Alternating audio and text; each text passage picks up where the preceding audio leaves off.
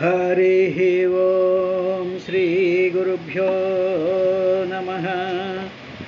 ॐ जन्माद्यस्य यतोऽन्वयादितरतश्चार्थेष्वभिज्ञस्वराट् तेने ब्रह्महृदाय आदिकवये मुह्यन्ति यत्सूरयः तेजो वारिमृदां यथा विनिमयो यत्र त्रिसर्गो मृषा धाम्ना स्वेन सदा निरस्तकुहकं सत्यं परं धीमहि।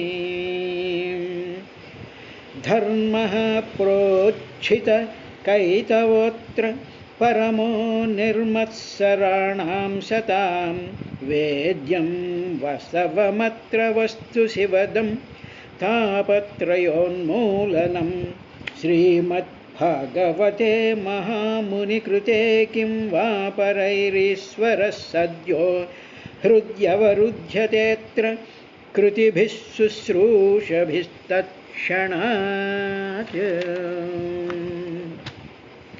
श्रीकैवल्यपदम्बुजेरुटकुनैचिन्तिञ्चदं लोकरक्षैकारम्भकु भक्तपालनकलासंरम्भकुन् दानवोद्रेकस्तम्भकु केळीलोलविलसदृग्जालसम्भूतनानाकञ्जातभवाण्डकुम्भकु महानन्दाङ्गनाडिम्भकुन्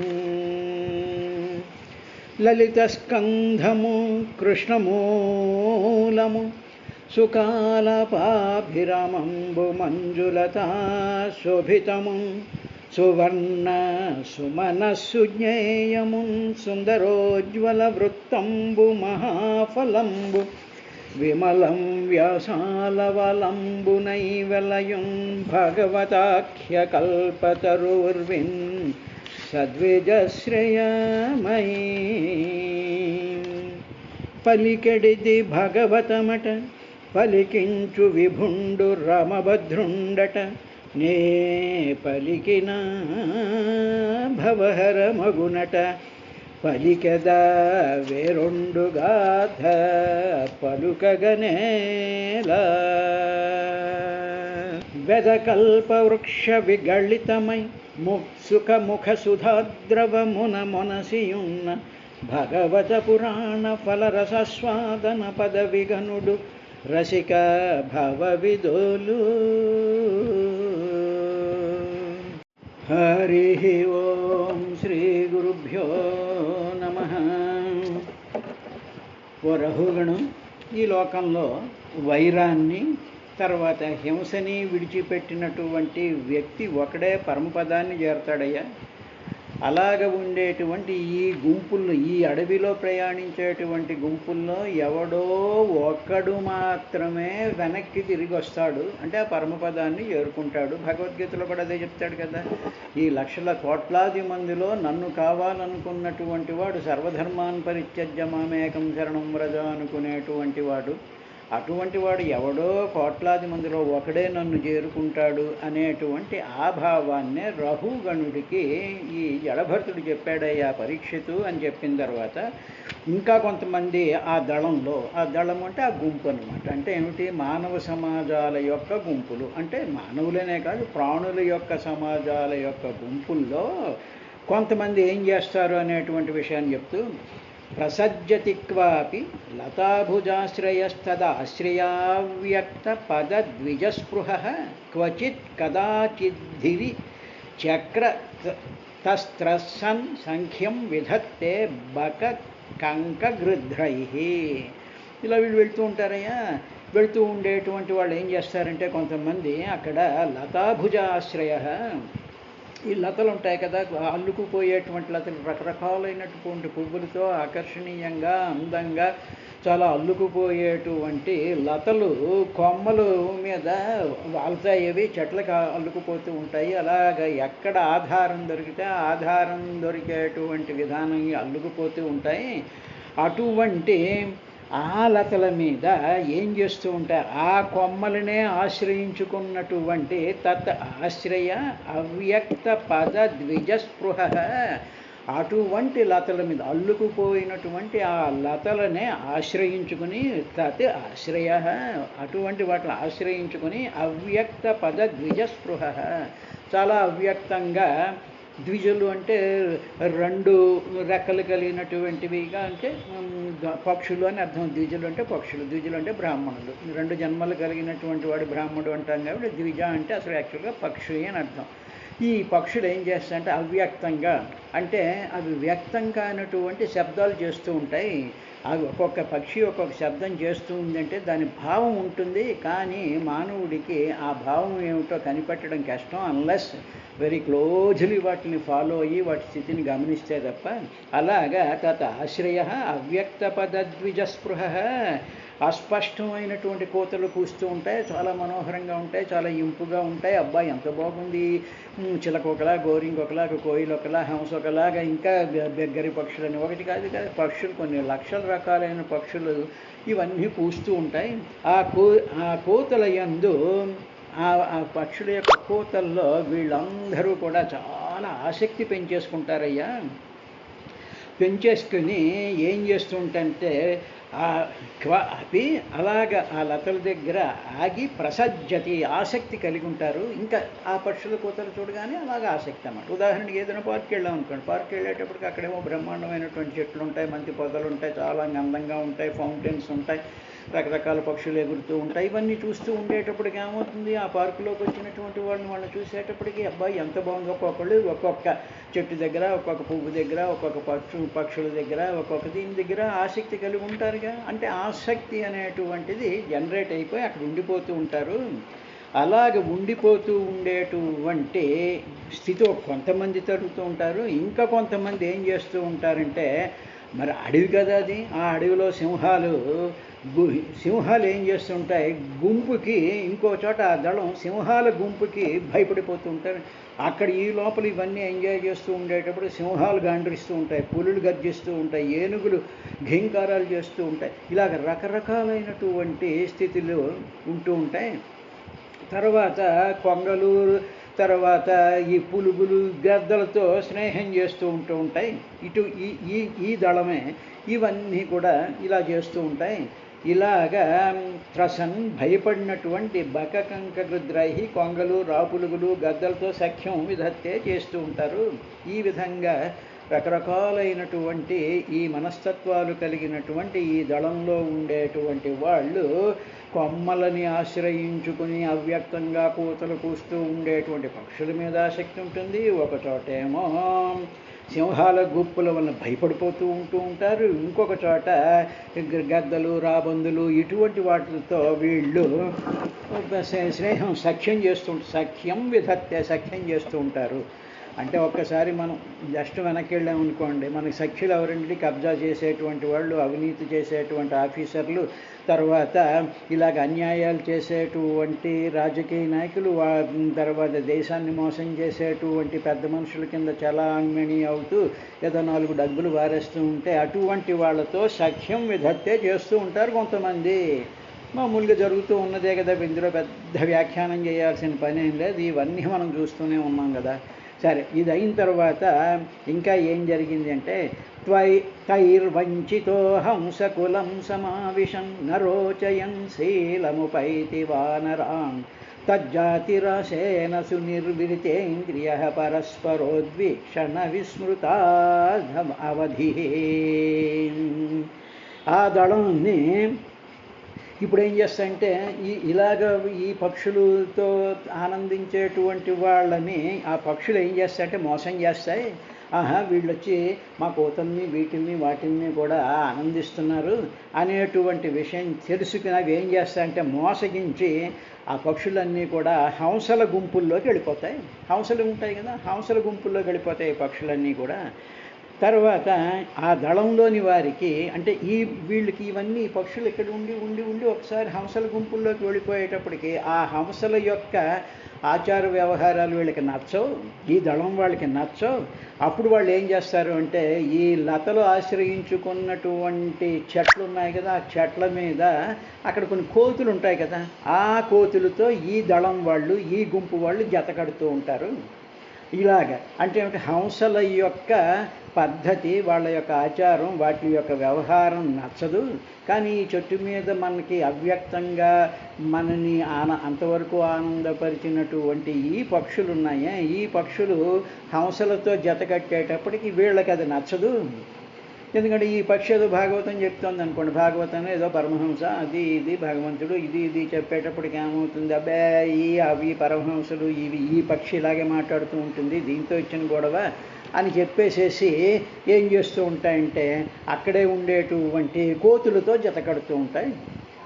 ఇలాగ కోతులతో జడగట్టేటప్పటికీ అప్పుడు ఆ కోతి జాతి స్వభావాన్ని బట్టి వాళ్ళు ఇంద్రియాల భోగంతో సంతృప్తి చెందుతూ ఉంటారు. ఆ కోతి ఏం చేస్తుందో దాని మీద వాళ్తుంది, ఒక పండు తింటుంది, అక్కడ ఉండేటువంటి పువ్వు తీసుకుంది, ఏదో వాసన చూస్తుంది, తేనె తీసి అక్కడ వారేస్తుంది, అక్కడికి వెళ్ళి ఏదో ఇంకోటి పట్టుకుంటుంది. ఇలాగా ఈ కోతి బుద్ధులతో ఉండేటువంటి వాళ్ళతో జత కడుతూ ఉంటారు ఒక దళం వాళ్ళు. అంటే ఒక గ్రూప్ ఆఫ్ పీపుల్ అని అర్థం అన్నమాట. ఒక దళం వాళ్ళు ఇలా చేస్తూ ఉంటారు. ఇలాగా ఆ కోతులు ఇచ్చేటువంటి భోగాలు, ఆ కోతులతో సమాగమం చెందడం వల్ల దొరికేటువంటి అతి అనిశ్చితమైనటువంటి తృప్తి, ఆ భోగాలతో వచ్చేటువంటి ఇంద్రియాలతో తృప్తిపరుచు ఉంటారు. ఈ విధంగా ఆ గుంపులో స్త్రీలు పురుషులు ఉంటారుగా, వాళ్ళందరూ కూడా పరస్పరోద్వీక్షణ విస్మృతావధి, వాళ్ళు పరస్పరం ఒకళ్ళకొకళ్ళు ఎదురుగా కూర్చుని ఉద్వీక్షణ ఒకరినొకరును చూసుకుంటూ కూర్చుంటారు అని భాగవతంలో రఘుగణుడికి జడభరతుడు చెప్పినటువంటి విశేషాన్నే సుఖబ్రహ్మ పరీక్షణ్ మహారాజుకు చెప్పాడు. పరస్పర ఉద్వీక్షణ విస్మృత అవధి, ఇలా ఒకరినొకళ్ళు చూసుకుంటూ వారు స్త్రీ పురుషుల జంటలలో ఒకరినొకరు చూచుకుంటూ తమ జీవితములకు ఒక పరిమితి ఉంది, మన జీవితం యొక్క లక్ష్యం ఇది సాధించడం కోసం మానవుడు జన్మెత్తాడు, ఇది పొందడం కోసం అని చెప్పి పూజలు, పునస్కారాలు, పారాయణలు, దేవాలయ దర్శనాలు, తర్వాత తీర్థయాత్రలు, తర్వాత పుణ్యతీర్థాలలో స్నానాలు చేయడం అనేటువంటివి ఇవి మనకి ఒక గతిని చేరుస్తాయి అనేటువంటి విషయాన్ని విస్మృత మర్చిపోతారు. మర్చిపోయి ఏం చేస్తుంటే పరస్పరోద్వీక్షణం ఒకళ్ళనొకళ్ళు చూసుకుంటూ ఆ రకమైనటువంటి ఆనందాన్ని, సంతృప్తిని పొందుతూ ఉంటారయ్యా. ఈ జీవితానికి ఒక అవధి ఉంది, మనకి టైం మించిపోతోంది. మనం సాధించవలసినటువంటి సాధన వేరు, మనం చూడవలసినటువంటి, మనం వీక్షణ చెయ్యవలసినటువంటిది భగవంతుణ్ణి, భగవత్ స్తోత్రాలలో ఉండేటువంటి అర్థాలని, పరమార్థాలని, భావార్థాలని, అనుభూతుల్ని, ఆనందాన్ని చూడాలి అని అనుకోకుండా పరస్పరోద్వీక్షణ విస్మృతావధి ఇలాగ ఉంటూ ఉంటారు. దీనికి కారణం ఏమిటంటే వానరాంతర్జాతిరాశేన, ఈ వానరులతో అంటే కొత్త ఇక్కడి నుంచి అక్కడికి దూకి, అక్కడి నుంచి ఇక్కడికి దూకి, ఇక్కడి నుంచి అక్కడికి దూకి, అక్కడికి ఏం చేసి ఈ పని చేసి ఆ పని చేసి ఇలా దూకుతూ ఉండేటువంటి అంటే కొత్త కార్యక్రమాలు, కొత్త వ్యాపారాలు, కొత్త పనులు, కొత్త వస్తువుల మీద మనసు జంప్ చేయడం అనేటువంటి దానికి వానరాంతర్జాతిరాశేన, ఆ జాతి వాళ్ళతో వీళ్ళు కలుస్తూ ఉండి పరస్పరోద్వీక్షణ విస్మృతావధి, జీవిత లక్ష్యాన్ని కాలం అయిపోతోంది, మనం సాధించవలసినటువంటిది పరమాత్మ యొక్క అనుగ్రహాన్ని, పరమాత్మ యొక్క ఆ అమర స్థితిని మనం పొందాలి అనేటువంటి దానిని విస్మృతావధి మర్చిపోతూ ఉంటారయ్యా అని చెప్పిన తర్వాత ద్రుమేషురంశ్యం సుతదారవత్సలో వ్యవాయదీనో వివశస్వబంధనే క్వచిత్ ప్రమాదాద్గిరికందరే పతన్ వల్లీం గృహీత్వా గజభీతస్థితః. చెట్ల కింద క్రీడించేటువంటి ఆ వర్తకుడు ఉంటాయి. వీళ్ళంతా ఇప్పుడు అడవి కదా, ఇదంతా అడవి చెట్లు అంటే ఏమిటి, మనకు ఆశ్రయం ఇచ్చేటువంటివి అని అర్థం చెట్లు అంటే. తర్వాత ఈ చెట్లతోనే ఆడిస్తూ ఉంటాడు. అంటే ఏమిటనమాట, ఇప్పుడు సకల మానవులు కూడా చెట్ల మీద ఆధారపడి ఉన్నారుగా. చెట్లు అంటే వరి చెట్లు, గోధుమ చెట్లు, కొబ్బరి చెట్లు, మామిడి చెట్లు, తోటకూర చెట్లు, గోంగూర చెట్లు, ఇవన్నీ చెట్లేగా. వీటిని ఆశ్రయించుకునే కదా ఈ లావాదేవీలు జరిపేటువంటి వర్తకుడు ఉంటున్నాడు. కాబట్టి మామూలుగా కథ ప్రకారం అయితే అడవిలో చెట్లు ఉంటాయి. ఆ చెట్లను ఆశ్రయించుకున్నటువంటి వర్తకుడు, వాడికి పుత్రులు పుట్టారుగా, భార్య ఉంది కదా. వీళ్ళని పెట్టుకుని ఏం చేస్తుంటాడంటే చాలా ప్రీతిని కలిగి ఉంటూ ఉంటాడు. ఇలా ఉండేటువంటి వాడు ఇంకా ఏం చేస్తుంటాడంటే సంభోగం చెందాలి అంటే ఏమిటి, అక్కడ స్త్రీలతో సంభోగం చెందాలి, భార్యతో సంభోగం చెందాలి అని మామూలుగా ఆ కామానికి సంబంధించినటువంటి విశేషంతో వాడికేమో ఆ కోరిక వచ్చేస్తూ ఉంటుంది. అలాంటి సమయంలో దీనుడై ఉన్న అతడు ఏం చేసుకుంటూ ఉంటాడంటే అది కంట్రోల్ చేసుకోలేక, ఆ కోరికని, ఆ సంభోగ వాంఛని కంట్రోల్ చేసుకోలేక తన బంధాన్ని తెంచుకోవడానికైనా సిద్ధపడిపోయి స్వాధీనత లేకుండా ఉంటాడు. అంటే మనం చూస్తున్నాం కదా, మామూలుగా ఇప్పుడు మనం చూస్తుండేటువంటి సొసైటీలో ఏం చూసినా వివాహేతర సంబంధం అనేటువంటిది ఒకటి ఉంది కదా. కాబట్టి తర్వాత ఇది ఒకటి. ఇక రెండోది ఏమిటంటే సంభోగం అంటే స్త్రీ పురుషుల సంయోగం అనే కాదు. అంటే బాగుగా భోగము, భోగించాలి అని. ఏమిటి భోగించాలి అంటే మనకి సృష్టిలో జగత్తులో కనిపిస్తున్నటువంటి సమస్తమైనటువంటి సుఖాలని, తర్వాత పదార్థాలని, విషయాలని, వస్తువుల్ని, మిగతా మానవుల్ని, వీటిలతో వాటి ద్వారా భోగాన్ని అనుభవించాలి.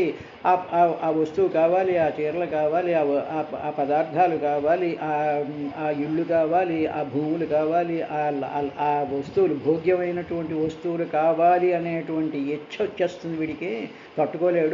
తట్టుకోలేనప్పుడు దీనుడైపోతాడు, చేతకానైపోయి అప్పుడు ఏం చేస్తుంటాడు, తన బంధాన్ని కూడా తెంచేసేసుకుని ఇంక వాడి స్వాధీనత ఉండదు, తన మీద తన కంట్రోల్ ఉండదు. దుర్నిగ్రహం మనోచలం అన్నాడు. అసంశయం మహాబాహో మన దుర్నిగ్రహం మనః చలం అన్నాడు భగవంతుడు ఆయన చెప్తూ. కాబట్టి అటువంటి స్థితిలోకి వీడు వెళ్ళిపోతూ ఉంటాడయ్యా. అప్పుడు ఏం చేస్తూ ఉంటాడంటే ఇలాగా తన స్వాధీనత తను తప్పుకుపోయి ఈ ప్రపంచం మీద దీనుడై పడిపోతూ ఉంటాడు. అప్పుడు ఒక్కొక్కసారి ఏం జరుగుతుంది అంటే ఇలా ఉండేటువంటి వాడు పర్వతాలు ఎక్కుతున్నాడు అన్నాగా. అంటే ఏమిటి పర్వతాలు ఎక్కడం అంటే హయ్యెస్ట్ ఏవో గోల్స్ అన్నమాట. ఇంత సంపాదించాలి, ఇన్ని భూములు కొనాలి, ఇన్ని తీర్థయాత్రలు చేయాలి, ఎంతమందితో ఫ్రెండ్షిప్ చేయాలి, ఇన్ని రకాలైనటువంటివి చేయాలి, అలా ఉండాలి, ఇలా ఉండాలి అనేటువంటి వాటిని ఎక్కడాన్ని పర్వతం ఎక్కడం అంటారు. ఇలాగే ఎక్కేటువంటి సందర్భంలో అక్కడ కనిపిస్తున్నటువంటి వాటిలన్నిటిలోనూ సంభోగం చెందాలి అనేటువంటిది విషయం ఉంటుంది. కాబట్టి అలాంటి పర్వత గుహలో పడిపోతూ ఏం చేస్తూ ఉంటాడంటే అలా పడిపోతూ ఉండేటప్పటికి వాడు అదృష్టం కొద్దీ వాడు చేసుకున్నటువంటి పుణ్యం వల్ల దేనివల్ల అయినా సరే ఒక తీగ వాడికి ఆసరా దొరుకుతుంది. ఆ తీగను పట్టుకునేటప్పటికి అక్కడ ఒక ఏనుగు తిరుగుతూ ఉండేటప్పటికి ఆ ఏనుగు తొండం ఎత్తి తీగకు వేలాడుతున్న వాడిని చూసి ఘీంకారం చేస్తుంటే భయపడి వస్తూ ఉంటాడు అయ్య వీడు.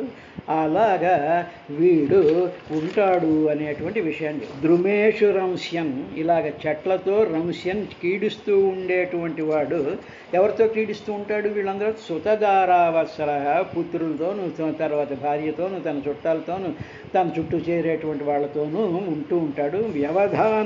వ్యవాయదీన, ఇలా వీళ్ళన్నిటితోనూ సంభోగం చెందాలి అంటే సుఖాన్ని అనుభవించాలి అనేటువంటి దీనత్వంతో ఉంటూ ఏం స్వబంధనే వివశ, ఇక తన మనసు మీద ఏమాత్రం కంట్రోల్ లేకుండా అన్నిటినీ కూడా స్వాధీనం లేకుండా ఉండి క్వచిత్ ఒక చోట ప్రమాదాత్ అంటే ఏమిటన్నమాట, అజాగ్రత్తతో పొరపాటు వలన ఏం చేస్తాడు, గిరికందరే పతన్ పడిపోతూ ఉంటాడు. అలాంటప్పుడు వల్లీం తీగను గృహీత్వా, ఓ తీగను పట్టుకుని వేలాడుతూ ఉంటాడు. వీటిలన్నిటికీ కూడా ఇందులో తీగ ఏమిటి, పర్వతం ఏమిటి, ఈ భయపడడం ఏమిటి, ఈ చెట్టును ఆశ్రయించడం ఏమిటి, ఈ దళాలు ఏమిటి, ఈ అవ్యక్తమైనటువంటి పక్షుల యొక్క శబ్దాలు వినడం ఏమిటి, ఈ పక్షులన్నీ కూడా హంసలతో చేరడం ఏమిటి, హంసలంటే వీడికి వికారం, వీడికి ఆ ఆచార వ్యవహారాలు నచ్చకపోకుండా కోతులతో చేరడం ఏమిటి, ఈ కోతులతో చేరిన తర్వాత ఒకళ్ళనొకళ్ళు చూసుకుంటూ పరస్పరోద్వీక్షణ, చూసుకుంటూ అసలైనటువంటి అవధి, వాళ్ళ యొక్క పరిమితిని, వాళ్ళ యొక్క లక్ష్యాన్ని మర్చిపోవడం ఏమిటి అనేటువంటి విషయాలన్నీ కూడా మనకి తర్వాత అధ్యాయంలో రఘుగణ్ణి అడిగితే జడభరతుడు వాటికి ఎక్స్ప్లెనేషన్ ఇస్తాడు. అంతవరకు మనం ఆగుదాం. ఇలాగ భయపడుతూ వేలాడుతూ ఉంటాడయ్యా అన్న తర్వాత అతః కథంచిత్ స విముక్తాపద పునశ్చ సార్ధం ప్రవిశత్యరిందమ అధ్వన్యం ఆముష్మిన్న జయానివేశితో భ్రమంజనోద్యాపి న వేద కశ్చన అని చెప్పి, అరిందమ ఓ రఘుగండు, నువ్వు శత్రువును జయించినటువంటి వాడివి. అరిందమ అంటే అరి అంటే శత్రువును, దమించినటువంటి వాడివి ఓ రాజా. ఇలాగా ఈ ఆపద నుండి అతడు కష్టం మీద విముక్తుడవుతాడు. ఎలాగలా చెట్టు పట్టుకు వేలాడుతున్నాడుగా, ఎలాగలాగా మొత్తానికి ఏదో కష్టపడో ఎవరో చెప్పడం వల్ల ఏదో దేనివల్ల దాని నుంచి విముక్తి అవుతాడు. అయిపోయి కింద జారిపోయి మళ్ళీ తన గుంపులో చేరతాడు. ఎవరితో అయితే వచ్చి పర్వతం ఎక్కి కింద పడిపోయాడో మళ్ళీ గుంపుతో చేరతాడు. ఆ మార్గంలో భగవానుని మాయ చేత, భగవంతుడి యొక్క మాయ కంటిన్యూస్గా ఉందిగా. ఈ సృష్టి అంతా కూడా మాయ చేత కల్పన చేయబడినట్టుంది. మాయా కల్పిత దేశకాల కలన వైచిత్రి చిత్రీకృతం కదా ఇది. కాబట్టి ఈ మాయ చేత కల్పించినటువంటి ఈ దీంట్లో వాడు తిరుగుతూ ఉంటాడు జీవుడు. ఇలాగా తిరుగుతూ ఉంటుంటాడు, మాయకు పడిపోతూ ఉంటాడు. అలా పుడుతుంటాడు, పెరుగుతూ ఉంటాడు. ఈ రకరకాలైనటువంటి వాటి యొక్క ఆకర్షణలకి, మోహాల్లోకి పడిపోతుంటాడు. ఒక్కొక్కసారి అయ్యో ఇలా అయిపోతుంది అని బాధపడుతూ ఉంటాడు. ఒక్కొక్కసారి ఏమో మళ్ళీ మాయను తప్పించుకోలేక ఇలాగ తిరుగుతూ ఉంటాడు.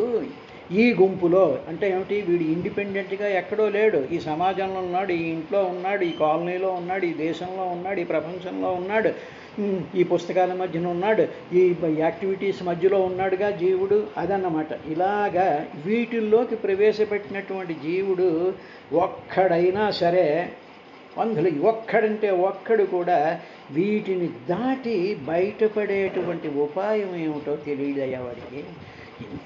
ఇన్నిట్లో పడిపోతున్నాం. దీని నుంచి ఇవన్నీ ప్రాబ్లమ్స్ అనుకోవటం లేదు, ఇవన్నీ స్వాభావికం, న్యాచురల్, ఇవన్నీ ఇలాగే ఉంటాయి. కాబట్టి మనం కూడా part and parcel of this అనుకుంటూనే ఉంటాడు తప్ప ఇవన్నీ కూడా వీటిల్లో వలలో చిక్కుకుపోయినటువంటి ఒక మృగంలాగో పక్షిలాగా వీడు అనుకోవటం లేదు. ఇదంతా ఇలాగే ఉంటుంది అనుకునేటువంటి విస్మృతమైనటువంటి స్థితిలో ఉంటూ ఉంటాడు. కాబట్టి అంటూ ఆయన అన్నాడనమాట, అధ్వని అంటే ఆ మార్గంలో, అంటే ఈ ప్రపంచ మార్గంలో అజయ మాయాశక్తి చేత నివేశిత ప్రవేశింపబడ్డాడు. మాయ తోసేసింది జీవుణ్ణి ఇందులోకి. భగవంతుడి యొక్క మాయ తోసేటప్పటికి భ్రమన్న ఇంకా ఇటు ఇటు తిరుగుతుంటాడు. ఏదో ఆఫీస్ అంటాడు, ఇల్లు అంటాడు, తీర్థయాత్రలు అంటాడు, గుళ్ళు అంటాడు, గోపురాలు అంటాడు, వ్యాపారాలు అంటాడు, కబ్జాలు అంటాడు, ఏదో పెళ్ళిళ్ళు అంటాడు, పేరంటాలు అంటాడు, చావులు అంటాడు, ఇవంటాడు అవంటాడు. ఇలా కంటిన్యూస్గా భ్రమన్ జన వ్యక్తి కశ్చన ఒక్కనాడు కూడా అద్యాపి ఎప్పటికీ కూడా నా వేద తెలియటం లేదు. ఎన్నిట్లో తిరుగుతున్నాడు, ఎంత బుర్ర పెడుతున్నాడు, ఎంత రీసెర్చ్ చేసేస్తున్నాడు, ఎంత విశ్లేషణ చేసేస్తున్నాడు, నాకు ఇంత ఇంటెలిజెన్స్ ఉందనుకోండి, ఎన్ని పూజలు పొడి చేశాను అంటున్నాడు, ఇన్ని దేవాలయాలకి నేను అధికారులు అనుకుంటున్నాడు. కానీ వీడికి నవేద తెలియటం లేదు. ఏమిటి తెలియదు, వీటిలన్నిటి నుంచి కూడా బయటపడడం తెలియటం లేదు. అంటే ఏమిటనమాట, విత్ స్పీడ్, అంటే ఈ భూమి యొక్క గురుత్వాకర్షణ శక్తి నుంచి తప్పించుకుని బయటికి వెళ్ళాలి అంటే ఎగైనెస్ట్ గ్రావిటీతో విత్ దట్ స్పీడ్ బయటికి వెళ్తేనే కానీ మనం తప్పించుకోలేము. అంటే పైకి వెళ్ళాలి. ఈ ఆకర్షణ శక్తి, గురుత్వాకర్షణ శక్తి అంటే బాగా గట్టిగా ఉండేటువంటి ఆకర్షణ శక్తి. కాబట్టి ఈ ప్రపంచం అంతా గురుత్వాకర్షణ శక్తికి ఉంది.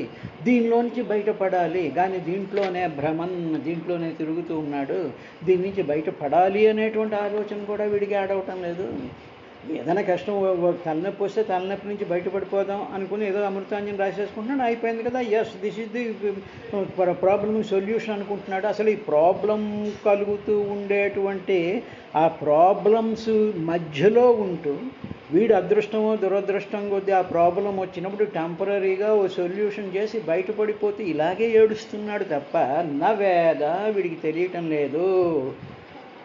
కశ్చన ఒక్కడికి కూడా తెలియటం లేదు అన్నాడు. అన్న తర్వాత ఇంకా అన్నాడు ఆయన, రహూగణత్వమపి హ్యధ్వనోస్య సన్యస్తదండ కృతభూతమైత్ర అసజ్జితాత్మా హరిసేవయాసితం జ్ఞానాసి మాదాయతరాతిపారం. ఓ రహుగణు ఇప్పుడు చెప్తున్నాడు, ఓ రహుగణు, నీవు ఈ ప్రాణులందరికీ పీడను కలిగించడం మానేయి. మొట్టమొదట you stop harassing the people around you. తర్వాత ఈ సమస్తమైనటువంటి ప్రాణుల మీద నువ్వు ప్రేమ పెంచుకో. నెంబర్ 2, మూడవది ఈ ప్రపంచం ఇస్తున్నటువంటి భోగాల మీద ఆసక్తిని విడిచాయి. అది మూడవది. ఆ 3 మేము చేసేస్తామండి అని చెప్పి ఉరికిన కబుర్లు చెప్పేస్తూ ఉంటాను. అది ఇంకా నాలుగవది ఏమిటంటే శ్రీహరిని సేవించు. తర్వాత నీకుండేటువంటి హరి యొక్క జ్ఞానం, భగవద్గీత భాగవతము వినడం వల్ల, దాన్ని ఆలోచించడం వల్ల, వాటి యొక్క శ్రద్ధ పెట్టి దాని మీద భావన పెట్టడం వల్ల నీకు ఏదో జ్ఞానం వస్తుందే. ఆ జ్ఞానం అనేటువంటి కత్తిని ఇంకా పదును పెట్టి, ఇంకా విను, ఇంకా ఆలోచించి, ఇంకా తెలుసుకుంటూ పదును పెట్టి దానితో ఈ సంసార మార్గాన్ని కట్ చేసేసి దీన్ని దాటి అప్పుడు నీవు శ్రీహరిని చేరుతావయ్యా అని ఈ రహుగణుడికి ఈయన చెప్పాడయ్యా అన్నాడు. అంటే ఏమిటనమాట, మొట్టమొదట ప్రాణులకి పీడ కలిగించకూడదు, ప్రేమ పెంచుకోవాలి, భోగాలేందు ఆసక్తి వదిలేయాలి, శ్రీహరిని సేవించాలి, ఆ జ్ఞానాన్ని పెంచుకుంటూ సంసారాన్ని కట్ చేయాలండి. రేపటి కార్యక్రమంలో ఏం చెప్పాడు అనేటువంటి విశేషాన్ని చూద్దాం.